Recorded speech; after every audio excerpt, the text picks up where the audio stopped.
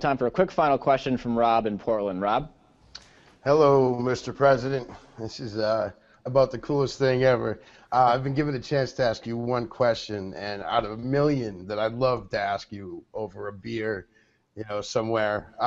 When I thought about it, I kept coming back to this same article that I read a while ago about how presidents age extremely, just a lot faster than every other person in the world ages. They show pictures of people, of the presidents before their term and end of their term, and some of them, even just 4-year terms, they end up looking 20 years older. And you, my friend, are looking particularly distinguished. I mean that in the nicest way possible. But in all fairness, you've earned every gray hair you've got on your head, I have to say, by far. But you're expected to be superhuman when in reality you are nothing but human. And so my question is very simple. From one man to another, from a father to another, an American to another, just like you are, how are you? How is life treating you? How are you happy? And That's a great question, is everything Rob. good with you? Is everything good with you, man? We should have that beer, because I think this might take a longer answer, but I am pretty happy, I got to tell you.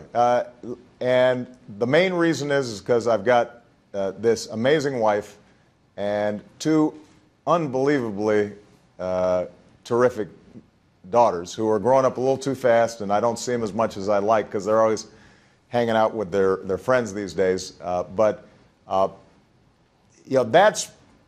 That keeps my life in perspective. A great family, we're healthy.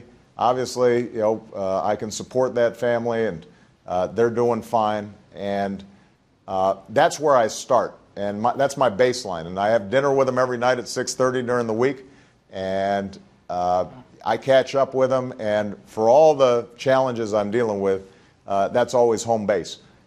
But the other reason I'm pretty good is that this is an extraordinary privilege, this job. It is really hard, and it's long hours, and there are a lot of things flying at you all the time. But every single day I wake up and I have the possibility, the opportunity of making things a little bit better for somebody out there.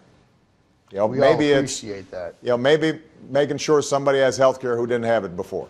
Maybe it's making sure that a small business gets a loan.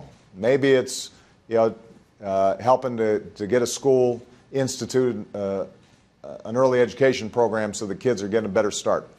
And there's a big government. It's an ocean liner, so sometimes the changes you want don't happen as fast as you'd like. Sometimes the government will screw up, and since the buck stops with me, I have to look there and say, well, how do we screw that thing up? And we got to go in and fix it, and that can be frustrating when you got effectively 2 million people who are working for you. At any given time, somebody may be screwing up out of a couple million folks. But every single day, though, you just realize it's pretty lucky to be able to serve the American people this way. And when I travel outside of Washington, or when I have a chance to have a chat like this, I'm just reminded of how many wonderful people there are in this country. And as I said, the State of the Union, the economy is improving. Things are getting better. We are well positioned, better positioned than any country on earth to make this 21st century an American century. For me to be a part of that's a pretty good deal. And my wife, at least, still thinks I'm pretty cute, even with the gray hair. I just want you to know. And you're looking great, man. You definitely are. All right, man. Thanks very much, man. Thank you, Rob.